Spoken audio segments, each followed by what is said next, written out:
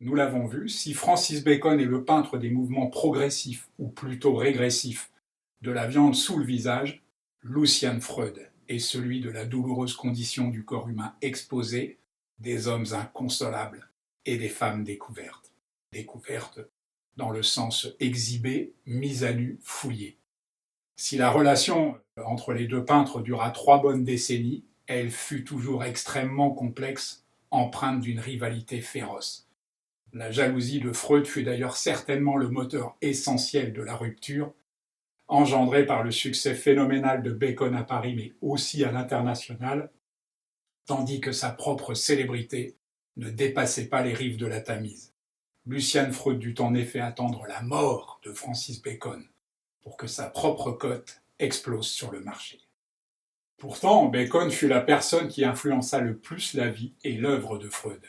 La liberté expressive avec laquelle il utilisait la peinture pour suggérer émotion, tension ou anxiété était pour lui le modèle absolu. Les deux principaux représentants de ce qu'on a appelé l'école de Londres ont-ils poussé cette relation fusionnelle jusqu'au rapport homosexuel? Certains qui les ont bien connus prétendent que oui, d'autres que non. On ne saura sans doute jamais précisément ce qu'il en fut, et au bout du compte, on s'en fout. Mais on sait que Bacon parlait de Freud un peu comme il l'aurait fait d'une drag queen, en disant simplement « elle », de manière à la fois acerbe et désobligeante, mais également teintée d'affection et d'admiration. Elle, déclara-t-il ainsi lors d'un dîner huppé à la Lady qu'il avait organisé, n'est pas gay pour la seule et bonne raison qu'il n'en a pas les moyens, n'ayant pas grand-chose dans la culotte. Quand on a des amis comme ça, nul besoin d'ennemis. Mais on voit que Lucian Freud et son pouvoir de séduction étaient au centre de bien des conversations.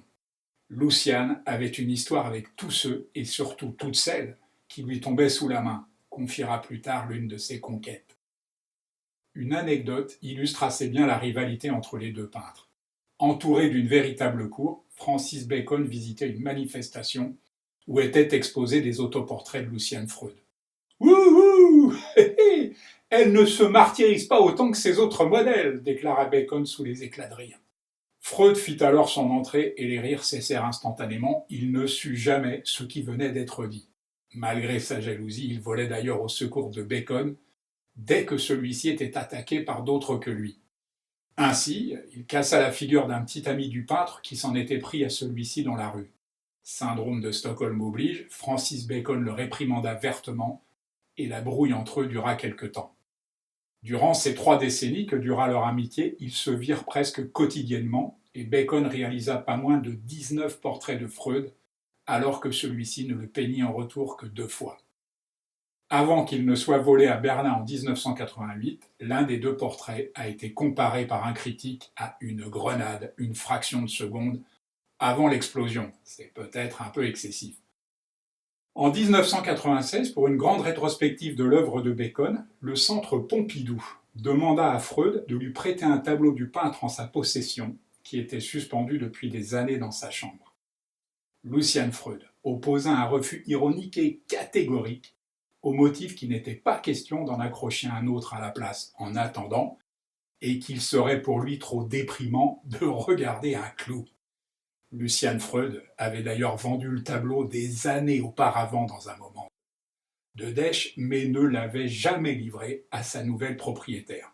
Elle l'a récupéré depuis, du moins on l'espère.